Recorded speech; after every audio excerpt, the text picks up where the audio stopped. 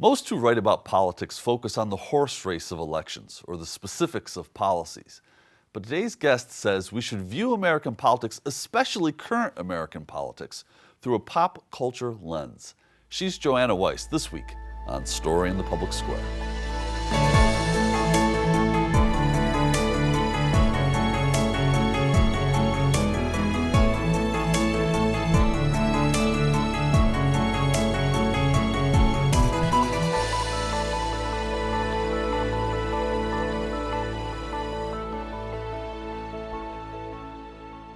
Hello and welcome to Story in the Public Square, where storytelling meets public affairs. I'm Jim Ludis from the Pell Center at Salve Regina University.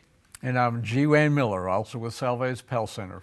And our guest this week is Joanna Weiss, who, among other things, is a contributing writer at POLITICO Magazine. Joanna, thank you so much for being with us. Thank you for having me. So I mentioned to you when we talked before that your recent reporting came on our radar screen because one of my star students sent me an article you had written for Politico, What Taylor Swift's Eras Tour Tells Us About Trump's Appeal.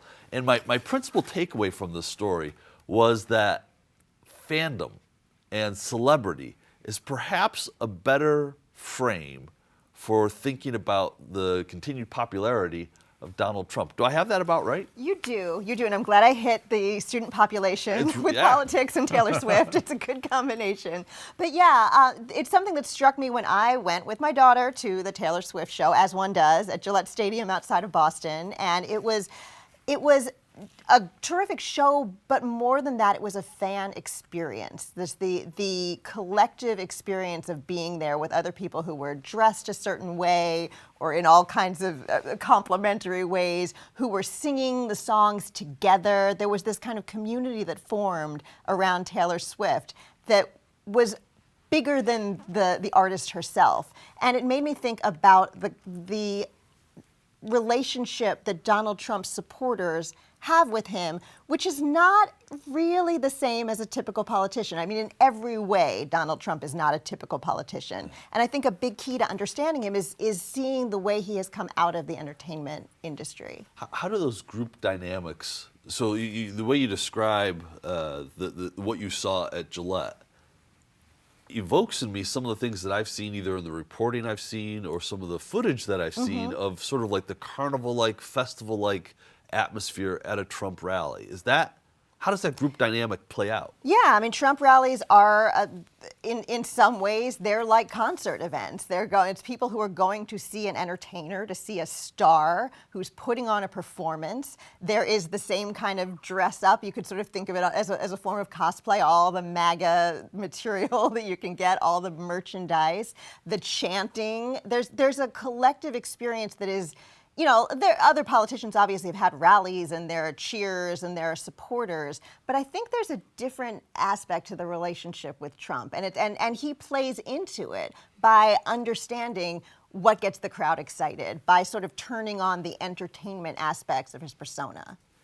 So is this a new phenomenon, in the political world, what we're seeing with Donald Trump? I don't think it's brand new. I mean, I think there have been populist and entertaining politicians, and the best politicians are good at rhetoric. I mean, Barack Obama was able to stir a crowd with a great rhetorical sense. I think Hillary Clinton was not as good as rhetoric, and that did stymie her. That was one of the things that I think that stymied her political future and her political experience.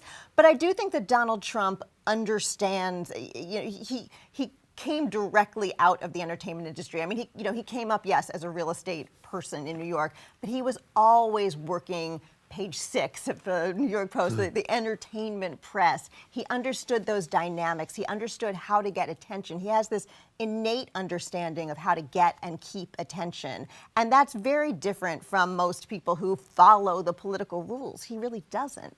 So, in popular culture, in that world, certainly it is not a new phenomenon. You look at Elvis and before, you look at the Beatles, you look at the Rolling Stones, right up through the present time.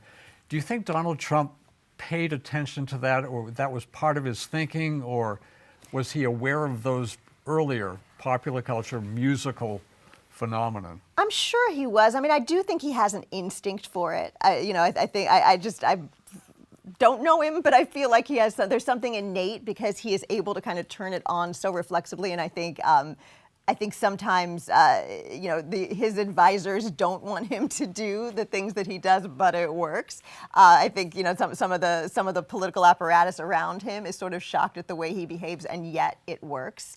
But I'm sure that his models have been entertainment industry big stars. Yeah, I think he's probably evoked Elvis or invoked the name of Elvis. I'm pretty sure he has. I mean, and it starts from when he takes the stage, too. You know, it's almost like when Taylor Swift he knows how to make an entrance, coming down the escalator, right? Exactly. She comes up the lift and he comes down the escalator. But it's interesting because there's a whole bunch of political science theory around in-groups and out-groups. Yes. And one of the big explanations of 2016 was that Donald Trump had tapped into segments of the American population who had felt outside of the political process and brought them in.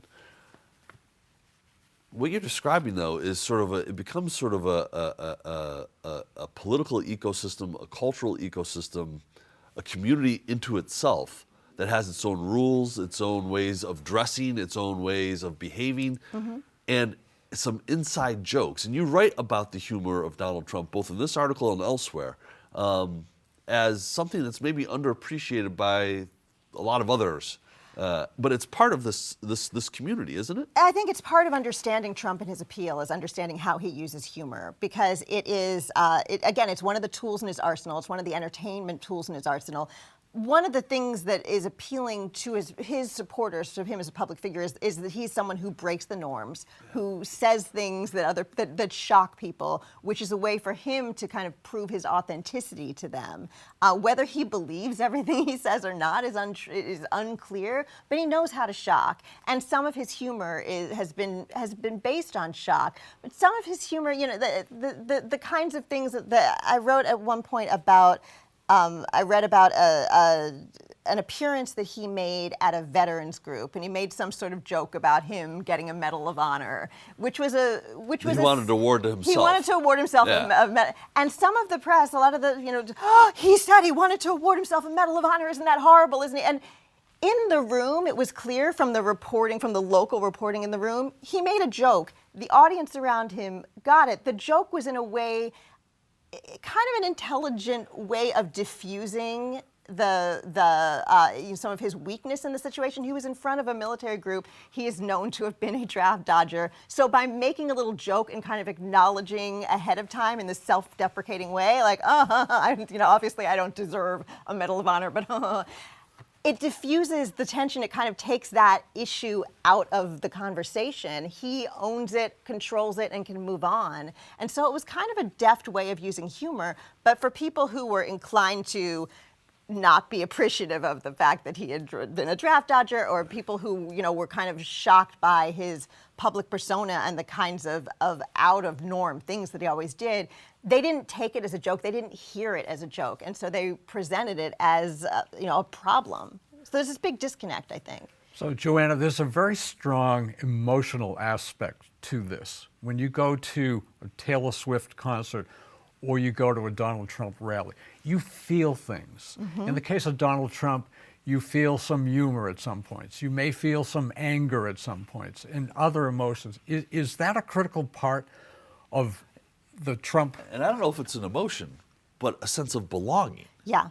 Well, yeah. It's both. I mean, but I want to talk about the emotion, because is there that aspect, and does that in some way overrule or complicate when people leave a rally and then start to think about, am I going to vote for this person? Do I really want to support this person? Anyway, there's a lot of questions in there, and Jim added one, if you can unpack all that for us. Yeah, I mean, I think Trump sparks an emotional reaction on all sides, on both sides, right? Like, there are people who are so appalled by the kinds of things he's willing to say that they're very emotional, and they react emotionally to anything he does, and I think tend to think very negatively about no matter what he says, because the package around it is so appalling to them.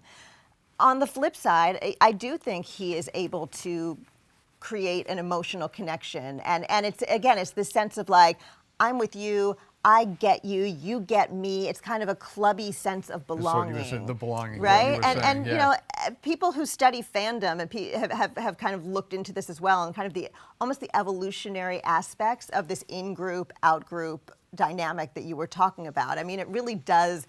It goes back like all those thousands and tens of thousands of years to when people needed groups to survive. If you didn't have your group around you, your chances of survival and passing your genes on to the next generation were much less. Your cave versus the cave next to you. Exactly. And so with that in-group sentiment came, you know, an equivalent sentiment of like, you've got to really push back at the out-groups. You've got to really distance yourself or, you know, find yourself in opposition to the out-group.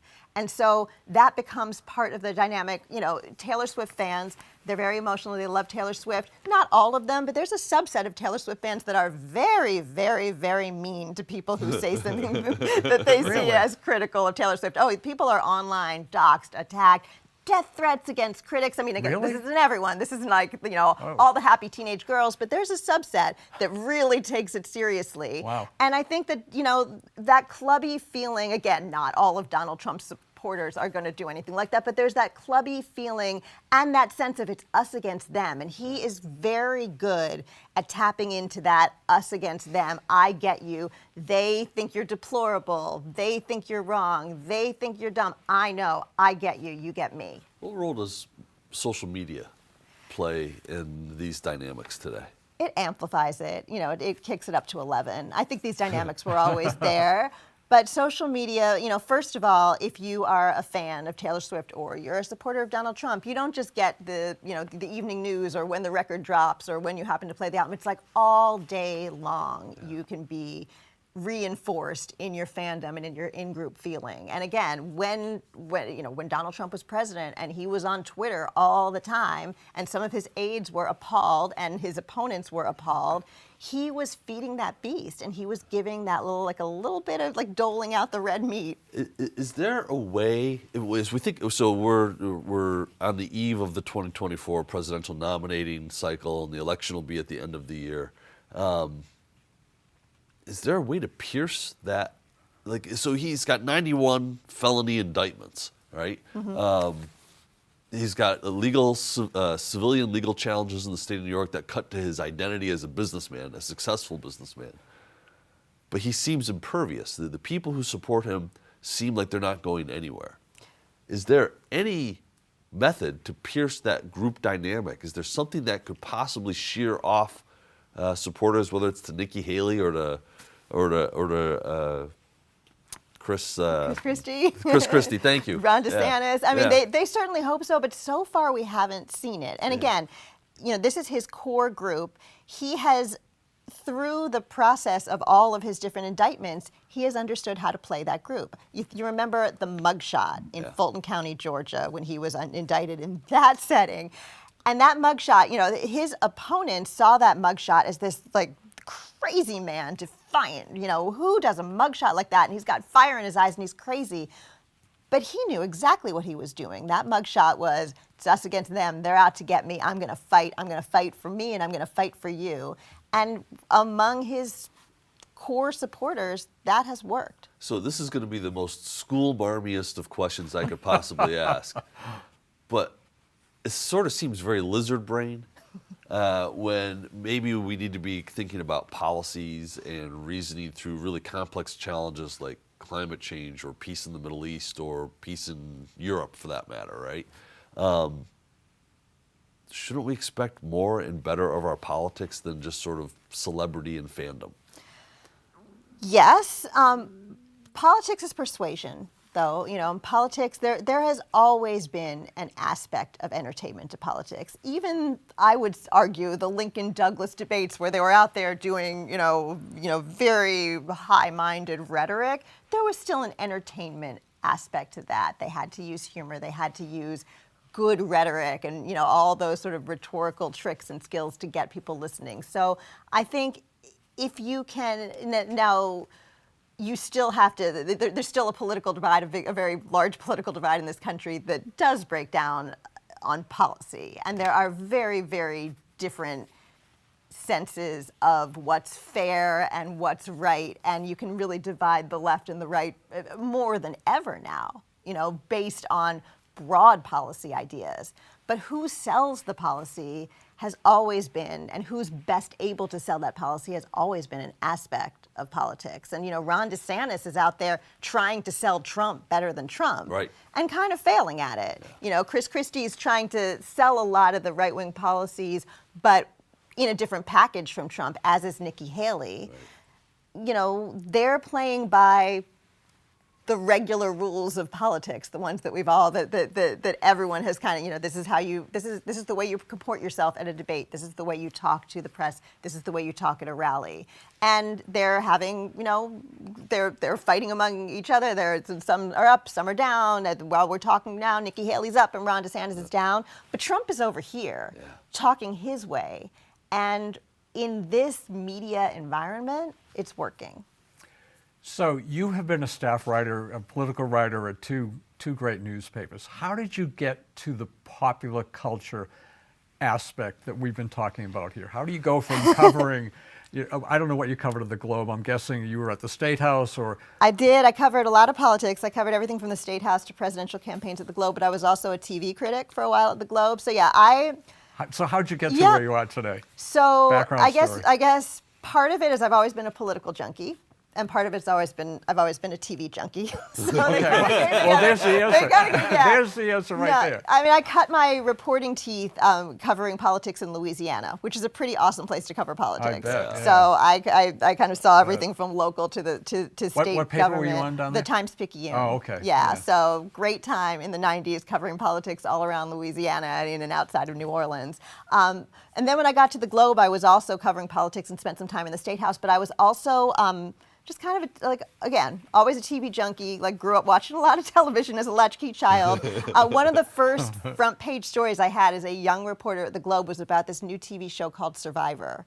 And I convinced my editors that it was a big enough deal and it was a big enough cultural deal to put that story on the front page, a story about Survivor and people watching Survivor. And so I think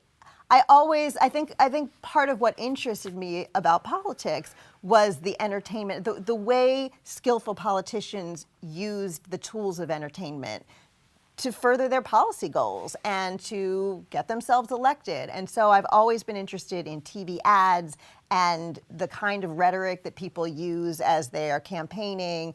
It seems like the fluff of politics, but it is the salesmanship that gets you to the policy. So I'm curious, what did you see in Survivor that made you realize that, hey, this is going to be a thing? I think this idea of people being voted off the island seemed to connect with people. There was this idea that it was a crazy show. At that time, no one had seen anything like it on American television. And this idea of this sort of, real people getting together and determining each other's fate and watching those interpersonal dynamics and trying to figure out what was real and what wasn't. And this amazing character of Richard Hatch figuring out how to play the game, figuring out that we don't have to just be kind of straightforward about it, that in fact, if I'm going to play this game right, I can be sneaky about it, I can manipulate other people. See, I'm fascinated by this because I swear it was 2/3 of the way through the season before I realized it was a game. Yeah.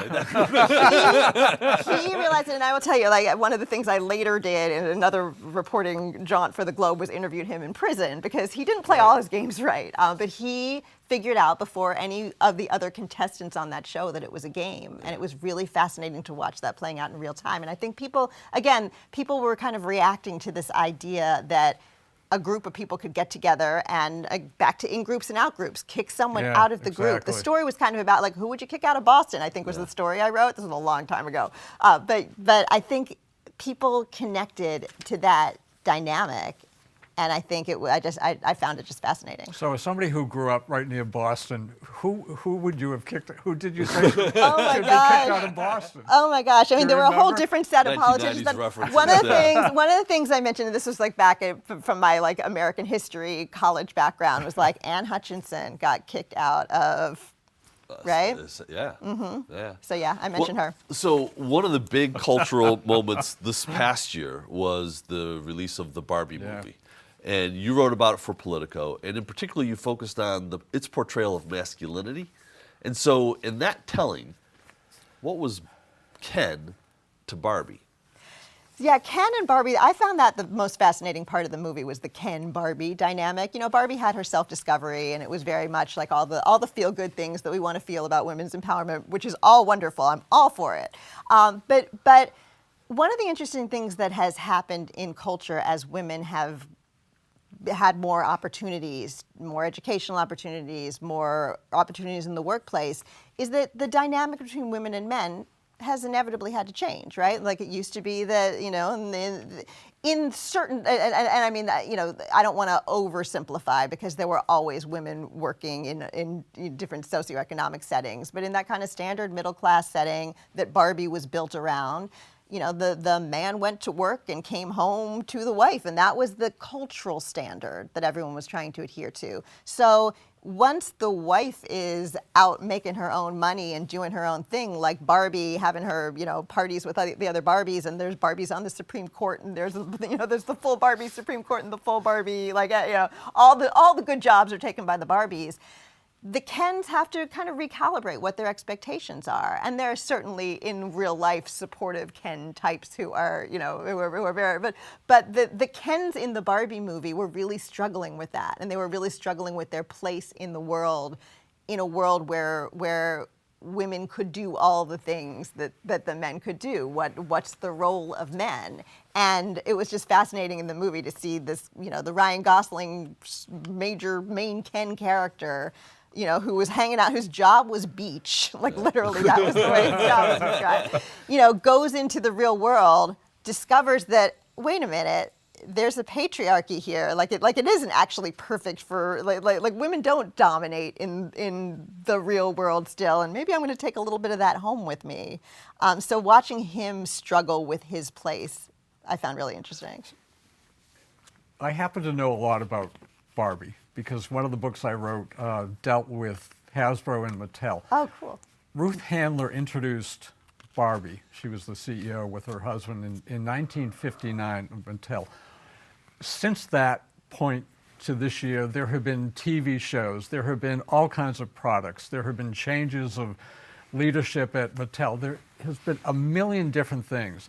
This took Barbie to an incredible new level. I mean, I don't know what the numbers are now. It's well over $1 billion at the box office.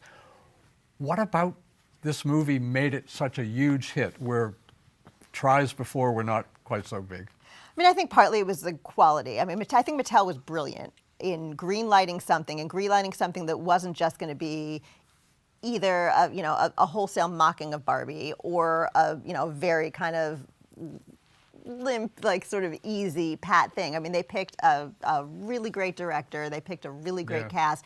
They put a ton of money into the production. And they really wisely and deftly allowed Greta Gerwig to do a story that made fun of Mattel just up to the point where it could, right? Like Mattel was the butt of the joke, and Mattel kind of Mattel sort of took the gentle ribbing, which again kind of like what's the word? It sort of took away the argument. You know, you can sort of make an argument of all the arguments about like corporate Mattel and objectification of women by mocking Mattel gently. It kind of it actually let Mattel neutralized it. It let Mattel off the hook a little bit. It wasn't. If you really watch that movie, it didn't say anything really bad about Mattel. But Mattel gets off fine. They gave her a complete license. But they gave her did license. Not have final say over anything. They did, but I think she also understood. Well, probably where her bread. You understand how far you can go and how far. But no, as you said, it neutralized a lot of the criticism of Mattel and just made it a celebration. Yeah. And I think they were really smart about allowing themselves to be a little bit the butt of the joke. So in 2021, you wrote another story about the strange bipartisan appeal of Ted Lasso, which I have to say is the best thing I've seen on television in forever. What is it about that show that gave it such broad appeal across politics? Yeah, I thought of doing that story actually because I live in Massachusetts, and Charlie Baker, who was the governor of Massachusetts at the time, mentioned Ted Lasso in his State of the State address. That's right, yeah. He actually kind of quoted one of the lines, and it was a moment where he was basically, it was like a be kind kind of moment, and he like recounted one of the scenes in Ted Lasso. And that was a moment, that was a tough time, right? That show came at like heart of the pandemic, heart of that sort of partisan fervor, and that Trump was in office. He was an incredibly divisive figure. People were just at each other's throats, and here came this piece, this cultural artifact that was asking people and demonstrating people being nice to each other. And I think it just was this beyond even a breath of fresh air. It felt kind of revelatory, maybe an outside sense of being revelatory, because it was so different from the cultural moment. Now, I would argue, I loved that first season of Ted Lasso. I think it doubled down so much on nice people that it got a little uninteresting to me. I thought the next couple, still great, like great actors, great show, but it got a little too nice. You need a little bit of conflict to have a good show. It was just sort of watching people who love each other. But I think at that moment, and there was enough of a plot, there was enough of a redemption arc for the Rebecca character that you had that plot, that I feel like it offered a different way of being that people really needed at that time. We wanted to talk to you about children's books. We wanted to talk to you about zombies, and we're out of time. So we're going to have you back. There's a lot of pop culture. Yeah, there's a lot to talk about. Joanna Weiss, thank you so much for being with us. That is all the time we have this week, but if you want to know more about Story in the Public Square, you can find us on social media or visit pellcenter.org, where you can always catch up on previous episodes. For G. Wayne Miller, I'm Jim Ludis, asking you to join us again next time for more Story in the Public Square.